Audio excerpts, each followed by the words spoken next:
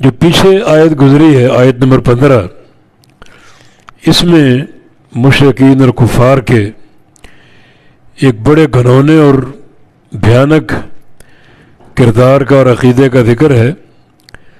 وَجَعَلُوا لَهُ مِنْ عِبَادِهِ جُزْءًا، اور انہوں نے، ان مشرکین نے بنایا لہو اس کے لیے، یعنی اللہ تعالیٰ کے لیے، من عبادہ اس کے بندوں میں سے، جزءاً اس کا جز، یعنی بعض بندوں کو مشرکین نے اللہ تعالیٰ کا جز بنا ڈالا۔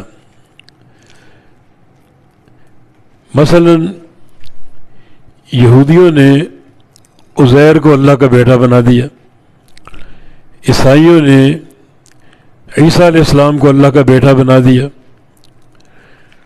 مشرکین مکہ نے فرشتوں کو اللہ کی بیٹیاں بنا دی۔ تو یہ ان کا گھنونا عقیدہ، گھنونا کردار۔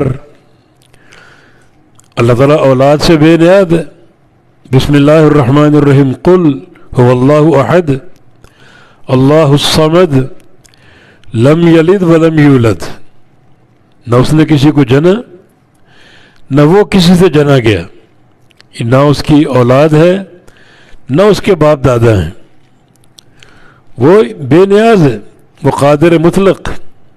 اولاد کا ہونا یا یہ سب احتیاج کو ظاہر کرتا ہے جو اللہ تعالیٰ کے حق میں نقص ہے، یہ عیب ہے۔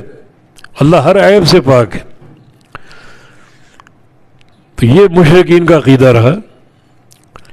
عیسائیوں نے عیسیٰ علیہ السلام کو اور یہود نے عزیر علیہ السلام کو اللہ کا جز، یعنی اس کا بیٹا بنا دیا، اور مشرکین مکہ نے فرشتوں کو اللہ کا جز، یعنی اللہ تعالیٰ کی بیٹیاں بنا دی۔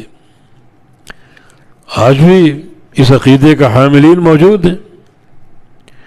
کچھ لوگ کہتے ہیں کہ نبی علیہ السلام اللہ کے نور میں سے ہیں۔ اللہ نور ہے، اللہ کا نبی بھی نور ہے، اور وہ اللہ کے نور میں سے، یعنی اللہ تعالیٰ کا جز ہے گویا۔ اور کسی نے پنجتن پاک کو اللہ کے نور سے قرار دیا۔ یہ بالکل مشرکین والا عقیدہ۔ تو اللہ اس عقیدے کا رد کر رہا ہے۔ وَجَعَلُوا لَهُ، اور بنایا انہوں نے، ان مشرکین نے، لہو اس کے لیے، یعنی اللہ تعالیٰ کے لیے، من عبادہ اس کے بندوں میں سے، جزءاً اس کا جز، یعنی اس کے بعض بندوں کو اللہ کا جز بنا دیا۔ عیسیٰ اللہ کا بیٹا، عزیر اللہ کا بیٹا، ملائکہ اللہ کی بیٹی ہیں۔ تو ان الانسان لکفور مبین، بے شک انسان کھلم کھلا ناشکری کرنے والا ہے، لکفور بہت زیادہ ناشکری کرنے والا، بڑا ناشکرا، مبین بالکل صریح اور کھلم کھلا۔